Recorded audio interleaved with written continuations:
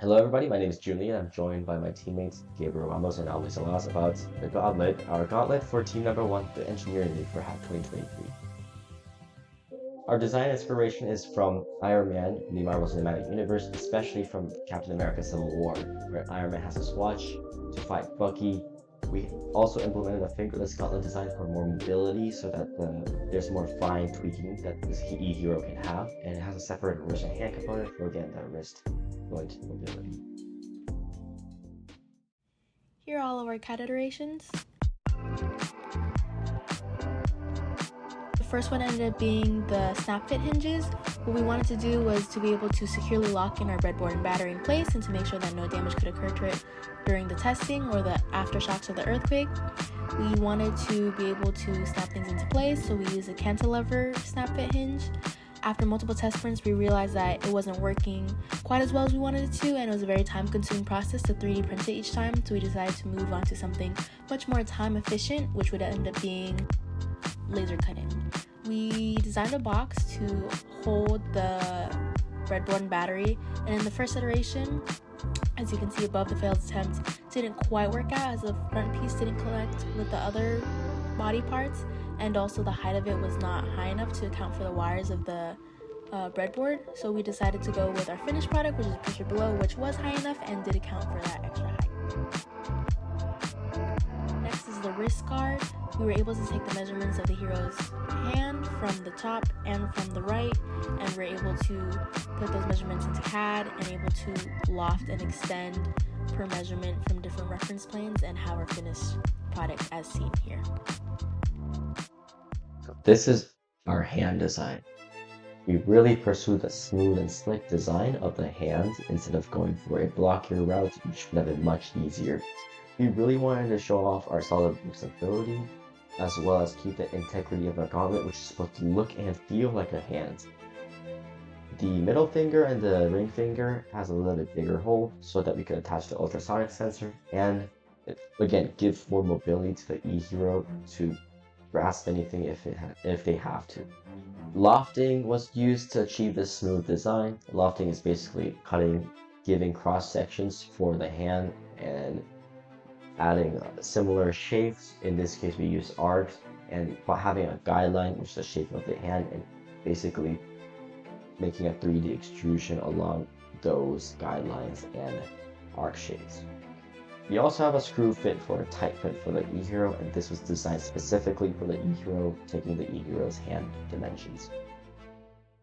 I also want to talk about the coding. Here's our website. We have the live update mission control, which is connected through the ESP. We have the hyperlink table of contents, which jumps to a section. We have the About Us table, which is all interactable and tab. We also have an interactable gallery, which if you click it, it expands, and also you can X out of it.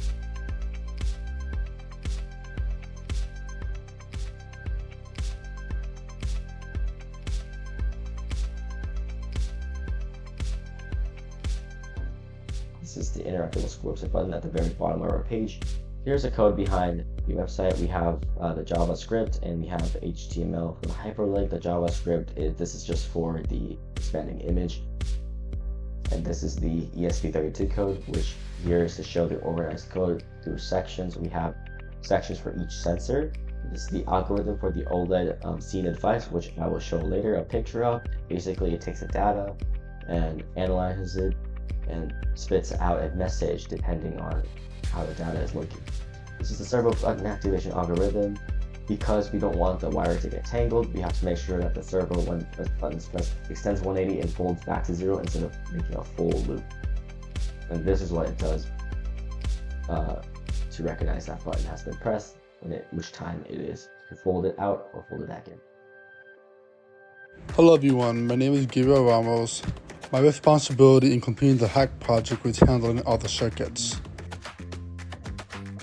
On day 1, I had to assemble the wires and the circuits on the breadboard just at first, and then eventually on day 2 was to putting them on to the gauntlet, taping the wires to making sure they were all connected and organized. And the diagram of the pin from each sensors, as I can see, though, the gas sensor, ultrasound, OLED, and the temperature sensor. On the blue column, I had connected it to the ground. On the red column, I had connected it to the V bus. And as you can tell, each of these yellow wiring that I have labeled on the diagram was connected to the GPIO. Next, we have all the features on a Godlet. Starting from left to right, we have the buzzer that lets the hero know when conditions become a bit too dangerous. We have the micro servo that contains the temperature and humidity sensor that extends and lets the hero put distance between himself and danger. We have the OLED screen that displays all the data and all the current conditions that the hero is facing. We have button number 1 that turns the ring LED light on the hand, and button number 2 that allows the hero to extend the micro servo at will. I just wanted to mention our micro servo and temperature probe. The idea behind this implementation, we use the servo to extend and create a probe for the temperature sensor because temperature sensor gauges heat. It just doesn't make sense for the e-hero to stick their hand completely in a burning or really hot room to gauge the temperature. So we've created this extension so that the e-hero can only stick the probe in close to the source of fire or source of suspected fire so that the e-hero isn't really burning their hands. Prevents prolonged heat exposure to save the e-hero. Then we also have our OLED screen, which displays live sensor data and updates every time. It uses predetermined values like we saw in the code to determine if the air quality is sus or the fire quality is suspected.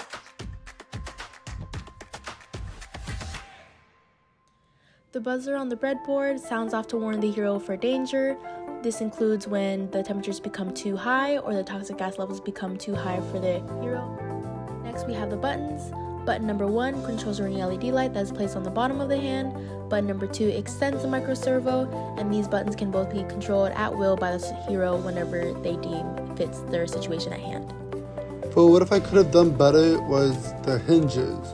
I've noticed that the wiring wasn't, there was like certain limit, and I feel like if I would extend the wiring a little bit more, it would be more adjustable. And then the second part was I hope that the battery and the bedboard would probably like, instead of like one piece, instead of a separate piece with the gauntlet, and then using the flexibility of the PLA and potentially only smothering the wires neatly onto the surface of the ring to hold it together. The prototype testing was all great, everything ran as intended. The only issue is the water incident.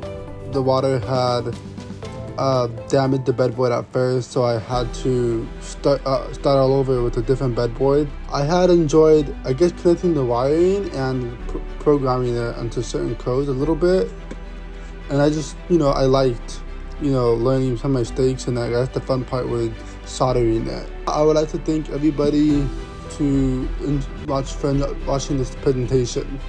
It was very fun overall on the project and communicate on my team.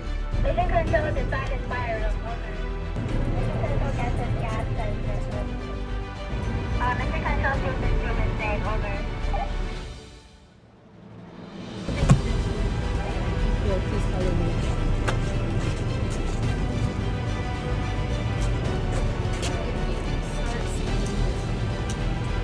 We found the rooms that the engineers are in, over. Sensor working, over. Scanning first movie.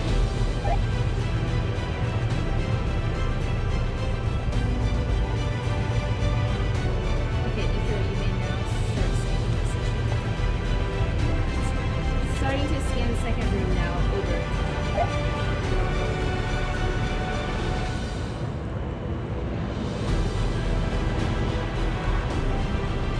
Okay, here, you can move to the last room. Scanning last room now, over.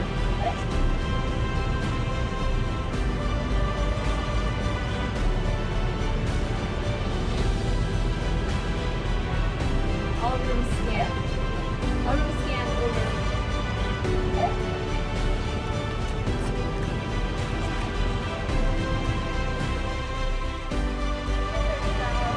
The crew engineers are in the bedroom, over. Retrieving engineers now, over. Okay, Ether, you may now rescue room engineers.